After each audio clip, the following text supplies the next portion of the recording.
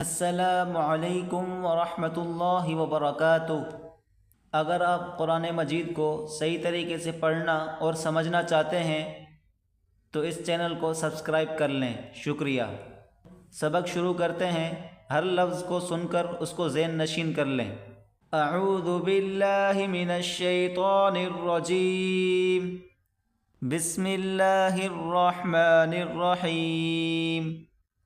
کل ہم نے نورانی قاعدے کا پہلا سبق یہاں تک پڑھ لیا تھا، آج ہم یہاں سے سبق شروع کریں گے۔ سین، کھینچ کر اس کو پڑھیں گے، سین، سیٹی کی آواز میں، سین۔ شین، شین، کھینچ کر پڑھا جائے گا، شین۔ صاد، سیٹی کی آواز نکال کر موٹا کر کے پڑھا جائے گا، صاد۔ ضاد، زبان کی دائنی کروٹ یا بائنی کروٹ کو دائیں طرف یا بائیں طرف ٹچ کریں اور پڑھیں، ضاد، ضاد۔ قا، موٹا کر کے پڑھیں گے، زبان کی نوک اوپر کی تالوں سے ٹچ کریں گے، پڑھیں گے، قا، ضا، ضا۔ اگلا حرف جو ہے گلے سے نکلے گا زور لگا کر، عین، عین۔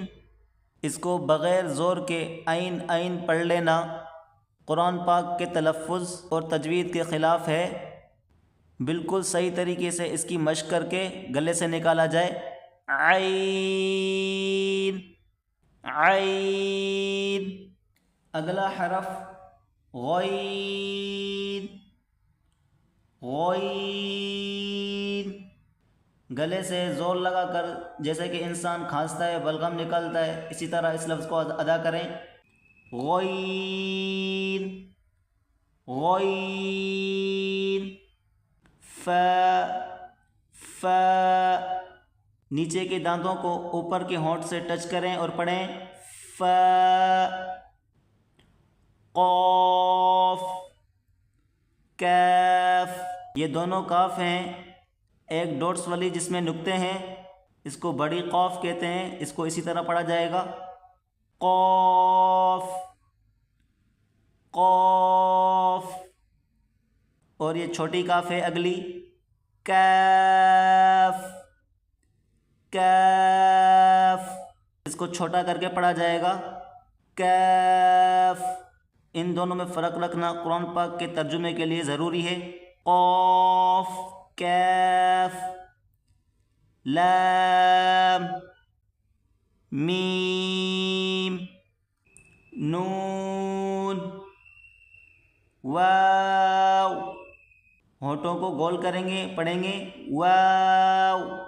ہا، ہم نے پچھلے سبق میں پڑھا تھا ہا، تو گلے سے نکلنے والی ہا تھی، اور یہ گول، اس کو ہا پڑھیں گے، ہوا نکلے گی صرف منہ سے، ہا، حمزہ، حمزہ۔